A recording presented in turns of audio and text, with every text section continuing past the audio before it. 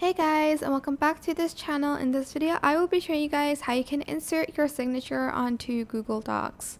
So to do that, you're just going to select insert, go to drawing and select new, and then you're just going to start drawing. When this is here, select the scribble line and then you can change that later.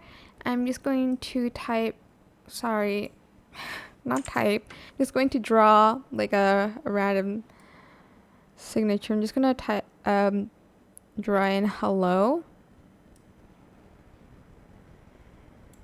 Why can I not do that? Okay, I think it was a little bit too long. There we go. And you can change the the heaviness of the line. Save and close and add it to your Google Docs like so.